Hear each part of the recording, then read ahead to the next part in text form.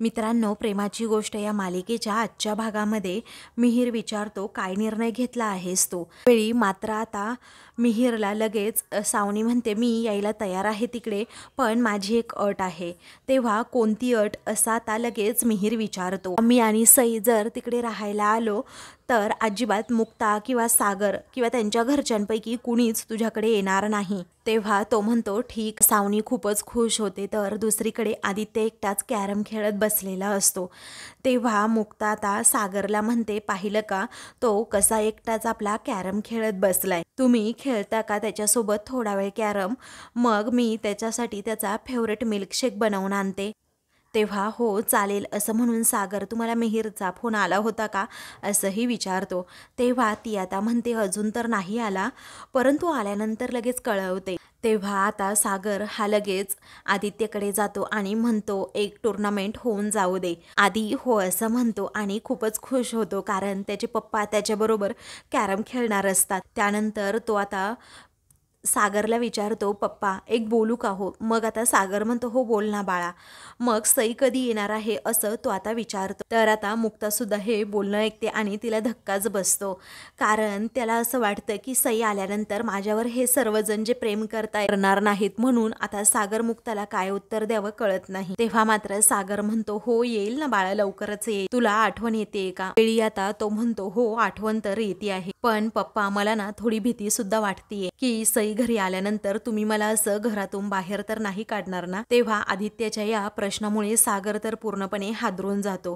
तो आता आधीकडे पाहतच राहतो. मग आता तो म्हणतो, नाही बाळा आधी, असं कसं होईल रे? हे बघ बाळा, तू या घरचा मोठा मुलगा आहेस आणि आमच्यासाठी जशी सई आहे ना तसाच तू आहेस, आणि हे तुझं घर आहे. तुला या घरातून कुणीही कधीही बाहेर काढणार नाही. आता हा विचार मनात सुद्धा आणू नकोस तू. आणि जर असं कुणी सांगितलं ना बाळा, तर त्याच्यावर अजिबात विश्वास ठेवायचा नाही. फक्त एक गोष्ट लक्षात ठेव, आमचं सर्वांचं तुझ्यावर ना खूप म्हणजे खूप प्रेम आहे. तेव्हा आधी आता थँक्यू पप्पा असं म्हणतो आणि लगेच सागर जवळ जातो, त्याला मिठी मारतो, जवळ घेतो. तेव्हा तो आता आय लव्ह यू पप्पा असं म्हणतो. मग सागर सुद्धा आय लव्ह यू टू आधीला म्हणतो.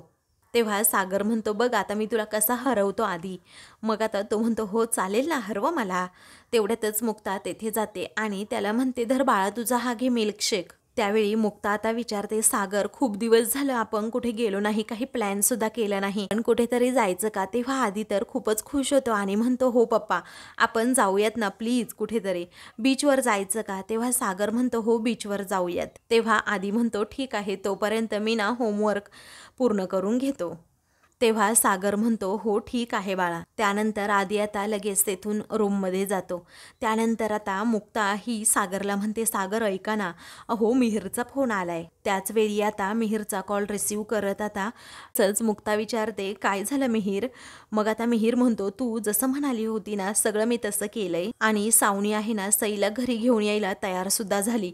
हे ऐकून सागर मुक्ताला खूपच आनंद होतो. मग आता थँक्यू सो मच असं आता मुक्ता म्हणते. मग आता मिहिर म्हणतो, वहिनी अगं तिने एक अट घातली आहे. तेव्हा मुक्ता विचारते, हीच अट घातली असेल ना की आम्ही दोघेही म्हणजे सागर आणि मी तुमच्या घरी येऊ शकत नाही? मिहिर म्हणतो, हो हीच अट घातली आहे. तेव्हा मिहिर विचारतो, अगं पण तुला कसं समजलं? मग आता मुक्ता म्हणते, अरे ती सावनी आहे. आता एवढ्या काळात तर मी तिला चांगलीच ओळखायला लागलीये आणि तिच्या बुद्धीची पोच एवढीच आहे, पण ठीक आहे हरकत नाही. तिने कितीही प्रयत्न केला ना तरीही आमच्या मुलीपासून ती आम्हाला कधी म्हणजे कधीच तोडू शकत नाही. आता आम्हाला कसलीच काळजी नाहीये, कारण तिथे तिची काळजी घ्यायला, तिला खाऊ पिऊ घालायला, तिला हसवायला, तिचा अभ्यास घ्यायला, तिची काळजी घ्यायला आपली कोमल असेल ना तिच्याबरोबर. आणि आता माझी सई कधीच एकटी पडणार नाही. थँक्यू सो मच मिहिर असं म्हणून आता मुक्ता त्याचे खूपच आभार मानते. त्यावेळी मिहिर विचारतो, अगं वहिनी तू थँक्यू काय म्हणते मला? मी नंतर तुला अजून अपडेट देतो, आता ठेवू का? तेव्हा आता मुक्ता म्हणते, हो ठीक आहे. तेव्हा सर्व प्रॉब्लेम आता संपतील, तुम्ही अजिबात टेन्शन घेऊ नका असं सागर मुक्ताला म्हणतो. तेव्हा मुक्ता म्हणते, हो ते तर संपणारच आहेत. आता मिहिर आहे ना सईला घेऊन घरी येईल आणि मला खात्री आहे की एक दिवस ती पुन्हा इकडे येईल. मी देवी समोर आता दिवा लावून येते. सागर म्हणतो, हो ठीक आहे असं म्हणून आता मुक्ता तेथून जाते आणि देवी आईसमोर दिवा लावते. त्यानंतर ती हात जोडून प्रार्थना करत असते की माझ्या सईपासून दूर राहताना माझा जीव अगदी तुटतो. त्यानंतर मुक्ता आता धूप लावते, त्याचबरोबर देवीला हळदी कुंकू लावते आणि लगेच देवीची आरती करू लागते. मनोभावे प्रार्थना करू लागते की काहीही कर देवी आई, पण माझ्या सईला इकडे घेऊन ये, तुला माझी मदत करावीच लागेल. तेव्हा आता मुक्ताला लगेच मागचे सर्व प्रसंग आठवू लागतात की जेव्हा मी आरती करायची, संध्याकाळी धूपदिवा लावायची, तेव्हा सई माझ्याजवळ यायची आणि लगेच घंटीसुद्धा वाजवायची. हे सगळे प्रसंग आठवल्यानंतर मुक्ता कौतुकाने आता सईकडे पाहू लागते, कारण तिला तिच्या शेजारी सारखीच सई दिसत असते. पण आता या क्षणी सई तेथे नसल्यामुळे मुक्ताचा एकदमच मूड खराब होतो. ती खूपच उदास होते आणि सई ज्या ठिकाणी उभी राहायची त्या ठिकाणी पाहतच राहते. मग आता मुक्ता म्हणते, माझी सई जिथे जिथे उभी असायची, जिथे जिथे बसायची, जिथे जिथे ती देवासमोर असायची, तिथे तिथे ती जागा आता पूर्णपणे रिकामी आहे. आणि हे आठवूनच माझ्या पोटात अगदी खड्डा पडतो ग. आता हे असं रिकामे पण किती दिवस या घरात असणार आहे आणि अजून लांब नाही राहू शकत माझ्या बाळापासून आई मी. खरंच अजून मी तिच्यापासून लांब नाही राहू शकत, कारण नुसती ती आसपास असायची तरीही तिच्या चेहऱ्यावरचा आनंद व काही अगदी सांगून जायचा.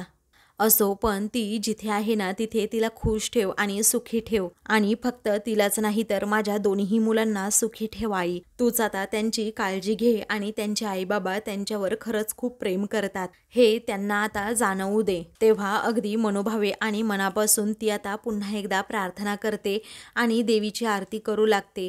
तिला सतत असं वाटत असतं की माझी सई इथे असावी, परंतु आता आधी हा तेथे असतो आणि तो तेथे देवाची असणारी घंटी घेतो आणि वाजवू लागतो. तेव्हा आता सईच्या जागी आधीला तेथे पाहून मुक्ताचं मन थोडं का होईना स्थिर होतं.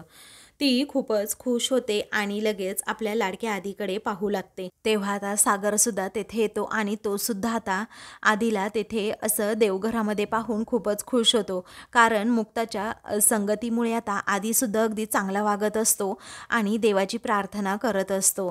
मुक्ता आणि सागर एकमेकांकडे पाहतात, कारण आधीमध्ये झालेला हा बदल खूपच छान असतो. आता दुसरीकडे सावनी आणि सई या दोघीही आपापल्या बॅगा भरत असतात. तेव्हा मम्मा, अगं सांग ना, आपण कुठे चाललो आहोत, असं सई सारखं सारखं विचारते. त्याचवेळी आता सावनी म्हणते, अगं चाललो आहोत आपण कुठेतरी, मी तुला सांगतोय ना, रूम सोडून चाललोय ही आपण. मग कुठे पण, असं आता सई विचारते. सईला असं एका क्षणी वाटत असतं की मी माझ्या घरी जावं, सावनी तिकडे घेऊन जाणार नाही हे सुद्धा तिला माहीत असतं.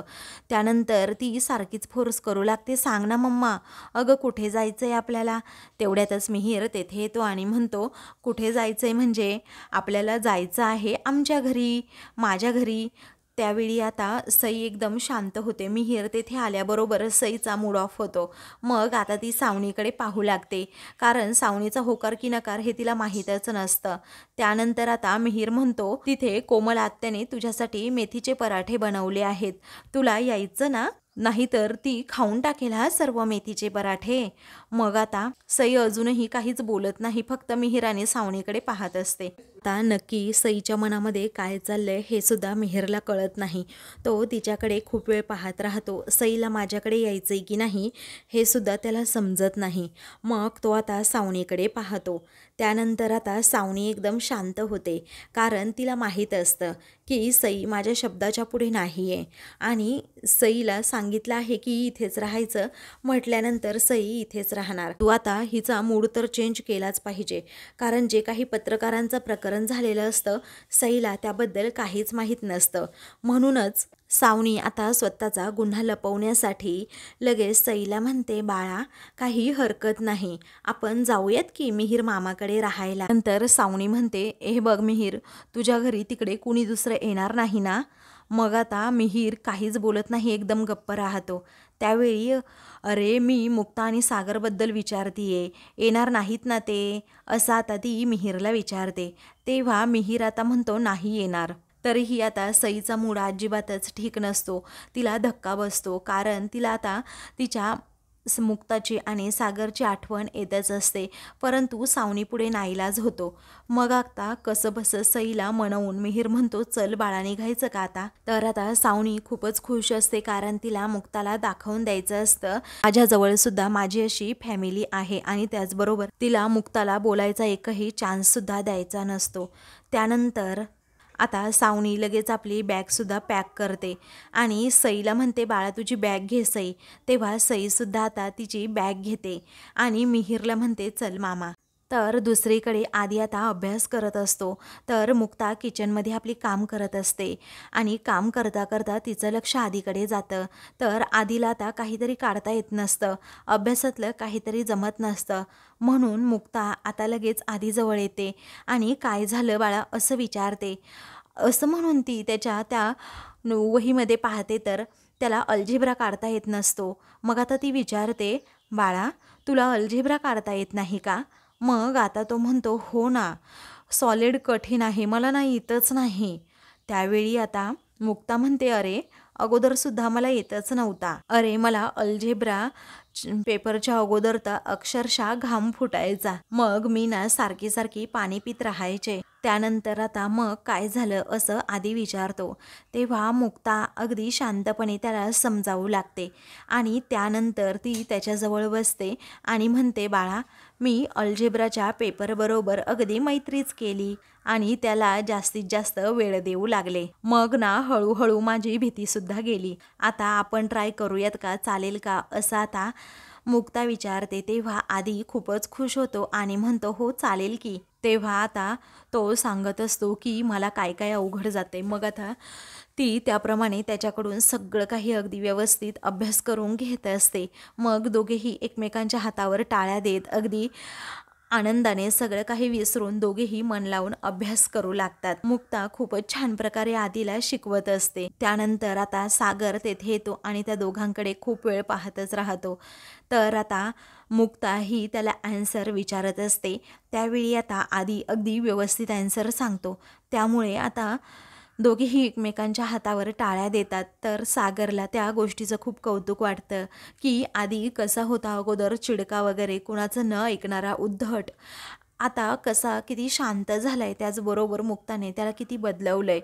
हा बदल आदीमधला फक्त आणि फक्त मुक्तामुळेच आहे. ही खरंच बिचाऱ्या मुक्ताना खूप काही सहन करतात, सगळ्यांची काळजी घेतात, सर्वांना समजून घेतात. कुठून येते त्यांच्यामध्ये एवढी ताकद काय माहीत. सईचं दुःख लपवून हे करणं सगळं त्यांच्यासाठी खूप अवघड आहे. सगळं करायची हिंमत या कुठून आणत असतील, हाच सागरला आता प्रश्न पडलेला असतो. त्यानंतर आता तो म्हणतो, माझ्या प्रत्येक गोष्टीला त्यांनी आपलं मानलंय. माझ्या घरचे, माझी मुलं, माझा त्रास, माझा आनंद हे सगळं त्यांनी त्यांचं करून घेतलंय. मला सुद्धा मुक्तासाठी काहीतरी करायला हवं, कारण त्या माझ्यासाठी खरंच खूप करतायत. त्यांच्या चेहऱ्यावर आनंद यावा यासाठी मी तर काहीही करायला तयार आहे. मी त्यांची फिरकी घेतली तर त्या गालातल्या गालात अगदी गोड हसतात. असं म्हणून आता मुक्ताला काय काय आवडतं, काय काय आवडत नाही, या सगळ्या गोष्टींचा तो आता विचार करतो आणि मग मुक्ताकडे पाहतच राहतो. तर आता मुक्ताचं त्याच्याकडे अजूनही लक्षच नसतं, कारण आता आधीचा ती अगदी व्यवस्थित आणि मन लावून अभ्यास करून घेत असते. त्यानंतर आता सागर म्हणतो की त्यांची ना आता मी फिरकीच घेतो. असं म्हणून तो हळूहळू अगदी मुक्ताजवळ जातो आणि त्या दोघांकडे खूप वेळ पाहतच राहतो. आता आधी आपला अभ्यास करत असतो. त्यानंतर तो आता सागर आल्याबरोबर लगेच त्याच्याकडे पाहतो. मग आता सागर हसतच आधीला विचारतो, काय रे आधी, अरे ह्या कशा एकदम गणित परफेक्ट सोडवू शकतात. मला तर नाही वाटत, कारण यांना गणित सोडवताच येत नाही अरे. त्यावेळी आता आधी म्हणतो, असं नाही अहो पप्पा, अहो यांना ना अगदी परफेक्ट गणित सोडवता येतं. तेव्हा आता सागर म्हणतो, अहो अरे मुक्ताने सोडवलं म्हणजे लक बाय चान्स ते बरोबर आलं असेल, परंतु असं नाही आहे, कारण मुक्ताला नाही येत काही. त्यावेळी मुक्ता आता म्हणते, लक बाय चान्स सिरियसली. तेव्हा सागर म्हणतो, हो अहो चुकून तुमचं उत्तर बरोबर आलंय. अहो ते अंधारामध्ये तीर मारतात ना, तसं झालंय बरं का आधी मुक्ताचं. असं म्हणून तो मुक्तावर हसत असतो आणि मुक्ताला काहीच येत नाही असं म्हणतो. त्यावेळी आधी म्हणतो, नाही पप्पा असं नाहीये, अहो मुक्ता आंटीने अगदी स्टेप बाय स्टेप सॉल्व केलंय. मग आता मुक्ता म्हणते एक्झॅक्टली, आधी आपण एक काम करूयात, त्यांच्याकडे लक्षच देऊयात नको, आपण आपलं इथे एक्झाम्पल सोडवूयात आणि मग त्यांना समजेल की कशाप्रकारे मी तुला सांगितले हो की नाही. मग आता त्यापुढे ती म्हणते आधी, अरे यांचं ना नेहमी असंच सुरू असतं, कधी कधी ना आपली अशीच मस्करी ते करत असतात. त्यानंतर आता मुक्ता आणि आदित्यमधील बॉन्डिंग पाहून सागर खूपच खुश होतो. तेव्हा आता सागर सारखाच मुक्ताविरोधात बोलत असल्यामुळे आधी म्हणतो नाही, अहो खूप चांगलं शिकवतायत त्या मला, अगदी परफेक्ट आन्सर काय असतं ना ते मला सांगतायत आणि तसं सोडवून दाखवतायत पप्पा. तेव्हा सागर सारखी सारखी आपली फिरकी घेऊ लागतो आणि म्हणतो तसं नाहीये, असं म्हणून तो आता लगेच आधीकडे पाहतो आणि मुक्ताकडेही. तेव्हा आता आधी म्हणतो, मुक्ता आंटीला काही बोलायचं नाही हां, कारण आम्ही दोघेही ना एक टीम आहोत हो की नाही मुक्ता आंटी, असं म्हणून मुक्ताच्या हातावर तो टाळी देतो. तेव्हा मुक्ता म्हणते हो आम्ही एक टीम आहोत, असं म्हणून आता ती सागरकडे पाहून हसते. तर आता सागर आणि मुक्ताला खूपच आनंद झालेला असतो. आधीमधील हा बदल पाहून त्या दोघांच्या आनंदाला पारावारसुद्धा राहत नाही. मग आता मुक्ता म्हणते, बरं आता मला येत नाही ना एक्झाम्पल सोडवता, तुम्ही काय करा, तुम्ही त्याला शिकवा हां. आता मी चालले मार्केटला, CEO ऑफ द इयर असं म्हणून आता ती त्याची गंमत करते. मग आता सागर म्हणतो नाही बाबा मी नाही घेणार अभ्यास, तुमच्या दोघांचं चाललंय ना मग चालू देत की. त्यावेळी आता मुक्ता म्हणते नाही नाही तुम्हीच घ्या बरं, असं म्हणून आता ती बाय आधी असं म्हणते आणि लगेच तेथून मार्केटला जाते. तेव्हा सागर आता खूपच प्रेमाने आपल्या आधीकडे पाहत असतो आणि लगेचच सईची आता आठवण येत असते. तेव्हा सई आता कशा प्रकारे मुक्ताकडून सर्व एक्झाम्पल सॉल्व करून घ्यायची हे सगळं काही आता सागरला आठवतं आणि त्याच्या डोळ्यात पाणी येतं. त्यानंतर आता ती लगेच मुक्ताचं ज्या प्रकारे कौतुक करते आणि तू खूप ग्रेट आहेस मुक्ताई, तू ज्या प्रकारे मला समजावते, ज्या प्रकारे मला सांगतेस, समजून घेताना मला खरंच खूप आवडतं, अगं तुझ्यासारखं समजून सुद्धा मला कुणी सांगत नाही, असं आता सई नेहमीच मुक्ताचं कौतुक करायची. त्यानंतर आता सई मुक्ताला म्हणते तू ये ना ग आमच्या स्कूलमध्ये शिकवायला. त्यावेळी आता मुक्ता म्हणते अच्छा खरंच येऊ का तुमच्या स्कूलमध्ये मी शिकवायला. अगं थँक्यू सई माऊ, परंतु मी जर तुमच्या स्कूलमध्ये आले ना तर माझ्या मागे मागे माझे पेशंट्ससुद्धा येतील तिकडे, असा दुखलेला दाद घेऊन. तेव्हा आता सई खूपच हसत असते. तर सईचा तो हसलेला चेहरा पाहून इकडे मुक्ताला हसू आवरत नाही. मग आता त्या दोघीही हसत असताना खुश असताना सागरला खूप आनंद होतो आणि तो मुक्ताकडे खूपच प्रेमाने पाहतो. तेव्हा तो पुन्हा एकदा मुक्ताची फिरकी घेत असतो आणि म्हणतो की अरे हे तर लक बाय चान्स आहे आणि अंधारात तीर मारलाय आणि तो तीर लागलाय एवढंच, तुझ्या मुक्ता आईला ना काहीच येत नाही पाहिलं तर, असं म्हणून सागर हा त्या दोघींवरही हसतो. मग त्यानंतर आता सई ही तिच्या पप्पाकडे म्हणजे सागरकडे पाहतच राहते. तिला समजतं पप्पा उगीच फिरकी घेतायत आईची. मग आता मुक्ता जरा चिडूनच म्हणते ओ मिस्टर कडूकोळी, ऐका जरा, मला मॅथ्ससुद्धा येतं आणि मॅथ्स शिकवतासुद्धा येतं, समजलं. अहो तुम्हालाही येतं का मॅथ्स शिकवायला. त्यावेळी आता सागर म्हणतो हो येतं ना मला सुद्धा, आणि तसंही शिकवण्याचं एवढं काय त्यात कौतुक आहे, कारण एखादी गोष्ट आपल्याला अगदी परफेक्ट येत असेल ना तर आपण ती कुणालाही अगदी परफेक्टच शिकवू शकतो. ती आता मुक्ता म्हणते की मला माहीत आहे तुम्हा सर्व बिझनेसमॅनला मॅथ्स येत असतं, परंतु असा मुलांचा अभ्यास घ्यायला तुम्हाला कधीच येत नाही. तेव्हा आता सई म्हणते हो बरोबर आहे आई, असं म्हणून ती लगेच हातावर टाळी देते. मग आता त्या दोघीही लगेच सागरची गंमत करू लागतात आणि सागरला म्हणतात की खरंच तुम्हाला ना मॅथ्स येतच नाही आहे. त्यावेळी सागर आता सईला म्हणतो की सई तू सुद्धा मला अशी बोलतीये बाळा, हे बघ तू ना मुक्ताईची चमची आहे चमची. आणि काय बरोबर आहे ग, तुमचं लॉजिक तर मला अजिबात समजलेलं नाही आहे. आता मला मॅथ्स येतं म्हटल्यानंतर मी कुणालाही एक्सप्लेन करू शकतो ना, का नाही करू शकणार, असं म्हणून सागर आता त्या दोघींनाही सांगण्याच्या प्रयत्नात असतो की मलाही मॅथ्स येतं आणि मीही ते एक्सप्लेन करू शकतो.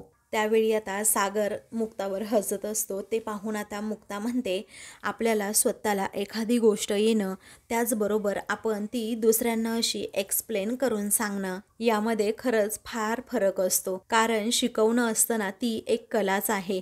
तेव्हा आता सागर म्हणतो काही कलाबिला नाही आहे, आता मीच तुम्हाला शिकवून दाखवतो, काय शिकवायचं आहे तेवढं सांगा बरं. मग आता मुक्ता म्हणते, हो दाखवाच आता तुम्ही शिकवून हां. असं म्हणून ती त्याला आता ती सईचे एक्झाम्पल सोडवायला सांगते. तेव्हा आता तो म्हणतो, हे डिव्हिजन आहे, सोपं आहे, खूप सोपं आहे, म्हणजे हा भागाकार आहे. त्यावेळी आता मुक्ता हसत असते. सागर विचारतो, काय झालं हसायला?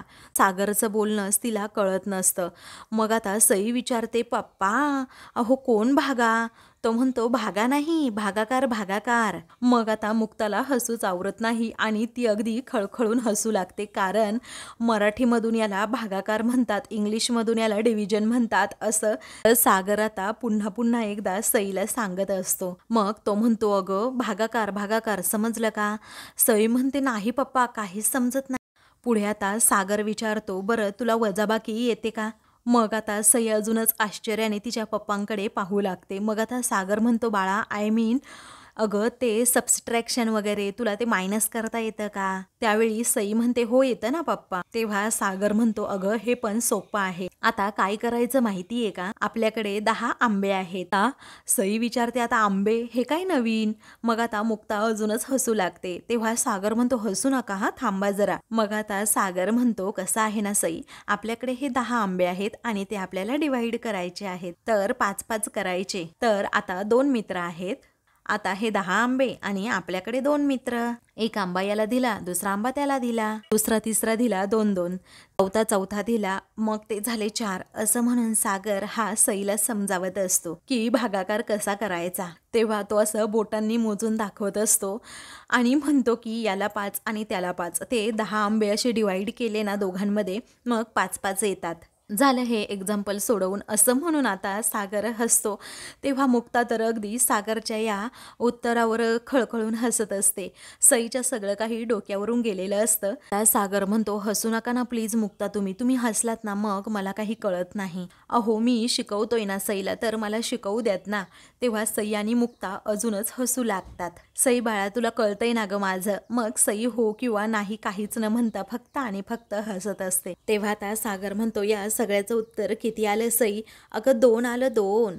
तेव्हा सई म्हणते, पप्पा मला ना खरंच काही कळालं नाही, परंतु मुक्ताई आहे ना ती अगदी व्यवस्थित असं एक्सप्लेन करून देईल मला.